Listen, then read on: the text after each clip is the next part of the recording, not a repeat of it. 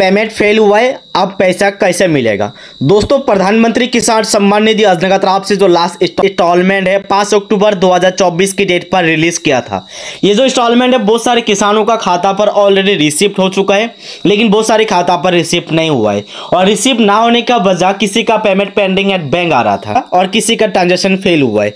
लेकिन जिन लाभार्थियों का पेमेंट पेंडिंग एट बैंक सितंबर 30 तारीख से अब तक क्रेडिट नहीं हुआ है, उन समय से बहुत सारे लाभार्थियों का पेमेंट अभी फेल हो चुका है।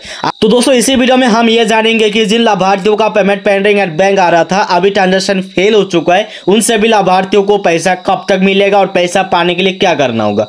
उन सभी लाभार्थियों को पैसा कब मिलेगा और पैसा पाने के लिए क्या करना होगा, इसके बारे में हम इस वीडियो में जानकारी शेयर करेंगे। इसके लिए सबसे पहले सभी लाभार्थियों को क्या करना होगा, पीएफएमएस ऑफिशियल वेबसाइट पर जाके अपने पेमेंट डिटेल्स को चेक करना होगा। उससे पहले बता दूं, जिन लाभार्थियों वंचित है, अब तक क्लियर इंस्टॉलमेंट नहीं मिला है, यानी कि किसान सम्मान निधि योजना की तरफ से जो 5 अक्टूबर 2024 के डेट पर इंस्टॉलमेंट जारी किया था, ये इंस्टॉलमेंट आपको नहीं मिला है। दोस्तों, आप पीएफएमएस के ऑफिशियल वेबसाइट पर जाके आप पेमेंट डिटेल्स को चेक कीजिएगा।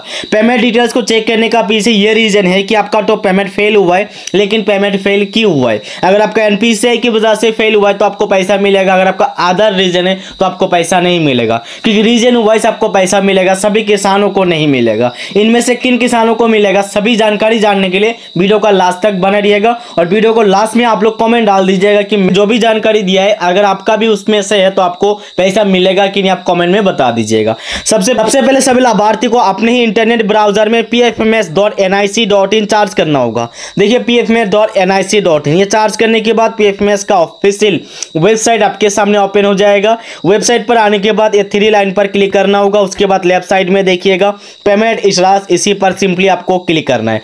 करने के बाद देखिए डीबीटी इशरास टेकर, इसी पर क्लिक करना है। करने के बाद और एक पेज ओपन होगा जहां पर बताया जाएगा कि कैटेगरी। तो दोस्तों, इसी पर आने के बाद डीबीटी पेमेंट हुआ है, जितने भी लाभार्थियों को खाता पर डाला जाता है, सभी लाभार्थी यहाँ पर पेमेंट डिटेल चेक कर सकते हैं। ये स्कॉलरशिप का हो या पीएमएवाईजी का हो, यानी कि पीएम किसान का हो। तो दोस्तों, सबसे पहले तो आपको कैटेगरी में पीएम किसान सेलेक्ट करना होगा, क्योंकि इसी वीडियो में हम पीएम किसान के लाभार्थियों के बारे में जानकारी शेयर करने वाले, इनकी जानकारी जानने वाले। तो आपको पीएम किसान सेलेक्ट करने के बाद इसमें डीबीटी इशरास पर 2 ऑप्शन दिखाई देगा, बेनिफिशियरी वैलिडेशन और पेमेंट। तो दोस्तों, सबको क्या करना होगा, बेनिफिशियरी वैलिडेशन पर क्लिक करने के बाद एंटर एप्लीकेशन आईडी की जगह आपको रजिस्ट्रेशन नंबर डालना होगा। उसके बाद इसमें जो भी कैप्चा है, कैप्चा डाल के चार्ज ऑप्शन पर क्लिक करना होगा। चार्ज पर क्लिक करने के बाद बेनिफिशियरी वैलिडेशन आपके सामने ओपन हो जाएगा। देखिए, बेनिफिशियरी की जो वैलिडेशन है या वैलिडेशन पर क्या बता रहे, रिजेक्ट आ रहे। जिन लाभार्थियों का रिजेक्ट आ रहे उन सभी लाभार्थियों का अगर ट्रांजेक्शन फेल होगा तो आपको पैसा नहीं दिया जाएगा। जैसे कि देखिए, यह लाभार्थी का ट्रांजेक्शन फेल हुआ है। बहुत सारे किसानों का 5 अक्टूबर से पहले कमेंट आया था कि मेरा पीएफएमएस साइट पर रिजेक्ट आ रहा है, उसके बाद भी मेरा पेमेंट अप्रूव हुआ है। तो मैंने बता दिया कि उन सभी लाभार्थियों को पैसा नहीं दिया जाएगा। तो दोस्तों, अभी देखिए ये लाभार्थी का पेमेंट की जगह अभी देखिए ये लाभार्थी का जो इशरास है रिजेक्ट है, और रिजेक्ट होने का रीजन क्या है, इसका जो आधार नंबर है, यानी कि ये किसान का जो आधार है अब तक पेमेंट मोड नहीं हुआ है। जैसे कि देखिए लाभार्थी का इसमें अकाउंट नंबर और इसमें आईएफएससी कोड और बैंक अकाउंट नेम शो कर रहा है। जिन लाभार्थियों का ये तीनों बॉक्स की जगह ये आईएफएससी कोड, अकाउंट नंबर और बैंक नेम शो कर रहा है, उन सभी लाभार्थियों को किसान सम्मान निधि योजना की तरफ से पैसा नहीं दिया जाएगा। इसके लिए सबसे पहले अपने आधार कार्ड को लिंक करना होगा और आपका पेमेंट मोड को चेंज करना होगा। अगर आपका इसमें आधार नंबर शो कर रहा है उसके बाद भी रिजेक्ट आ रहा है तो आपको एनपीसीआई चेक करना है, लेकिन पेमेंट मोड अपडेट करने का जरूरी नहीं है, ऑटोमेटिकली आपका पैसा आ जाएगा। अभी बता रहे हैं ये लाभार्थी का रिजेक्ट होने का reason, duplicate beneficiary name, bank account number and bank name not allowed for same scheme. अपने जो भी बैंक अकाउंट और नाम इसमें सबमिट किए वो अलाउ नहीं है, लेकिन अलाउ ऑटोमेटिक हो जाएगा जब भी आपका पेमेंट मोड अपडेट होगा। तो अभी आपको क्या करना है, ऊपर की तरफ जाना है। उससे पहले बता दूं, जिन लाभार्थियों का इशरास और बेनिफिशियरी की जगह अपडेट आ रहे हैं उन सभी लाभार्थियों को अगर पेमेंट फेल होगा तो आपको मिलने का चांसेस है, लेकिन पेमेंट फेल होने के बाद भी आपका रीजन लिखा होगा कि क्यों आपका पैसा, यानी कि आपका पेमेंट फेल हुआ है। तो अभी आपको ऊपर की तरफ जाके देखिए पेमेंट ऑप्शन पर क्लिक करना है। उसके बाद सेम रजिस्ट्रेशन नंबर यहाँ पर लिखा होगा, तो आपको सिंपली क्या करना है, ये जो कैप्चा है इसी पर दोबारा डालना है, डाल के चार्ज ऑप्शन पर क्लिक करना है। करने के बाद पेमेंट डिटेल्स किसान सम्मान निधि योजना की तरफ से जो भी होगा आपके सामने ओपन हो जाएगा।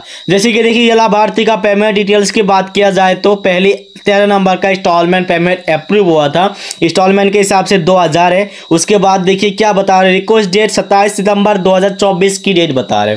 27 सितंबर 2024 की डेट में जितने भी लाभार्थियों का पेमेंट ट्रांजेक्शन सबमिट हुआ है, यानी कि पेमेंट रिक्वेस्ट हुआ है, सभी लाभार्थियों को ऑलरेडी पैसा रिसीव हुआ है। लेकिन ये लाभार्थियों को अब तक पेमेंट रिसीव नहीं हुआ है, और नहीं होने का रीज़न देखिए, क्रेडिट रिचार्ज पेमेंट फेल हुआ है, और फेल होने का reason bank reason for DESC for failure. इसके पीछे यह रीजन है कि कंप्लीटली बैंक की तरफ से रिजेक्ट हुआ है, और Aadhaar number decided from NPCI mapper by bank customer to connect his here bank. आपको इसमें बता रहा है कि आप अपने बैंक में जाके NPCI को एक्टिव करें। NPCI का फुल मीनिंग होता है कि national payment corporation of India.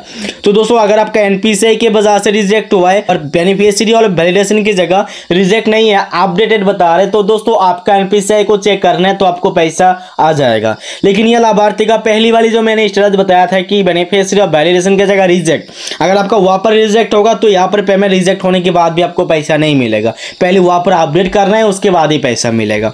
अभी देखिए 13 नंबर का इंस्टॉलमेंट तो ये लाभार्थी का रिजेक्ट बता रहे। अभी हम नीचे जाके चेक करेंगे। अभी देखिए ये लाभार्थी का नीचे आने के बाद 15 जून 2024 की डेट पर यह लाभार्थी का पेमेंट रिसीव्ड हुआ है। वो अभी कितने नंबर का इंस्टॉलमेंट, 12 नंबर का इंस्टॉलमेंट।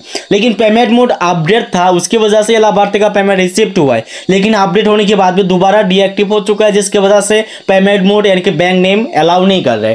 तो दोस्तों ये लाभार्थी का सोल्यूशन एक ही है कि आपका पोस्ट ऑफिस पर अकाउंट खोलना है, अकाउंट खोल के NPCI को एक्टिव करना है। करने के बाद जितने भी रुका हुआ इंस्टॉलमेंट है, आने वाला टाइम आपको एक साथ मिल जाएगा। अभी आपको कॉमेंट करके बताना होगा कि आपको क्या प्रॉब्लम बता रहे। अगर आपका ट्रांजैक्शन सक्सेस हुआ है पहले, अभी फेल हुआ है, तो आपको बैंक अकाउंट को चेंज करना होगा। तो दोस्तों इसी वीडियो के अंदर अगर आपको और भी कंफ्यूज है तो दोस्तों आप लोग मुझे कमेंट कीजिएगा। चैनल पे पहली बार विजिट किया तो सब्सक्राइब कीजिएगा, वीडियो को लाइक कीजिएगा, दोस्तों के पास शेयर कीजिएगा। जय हिंद, जय भारत।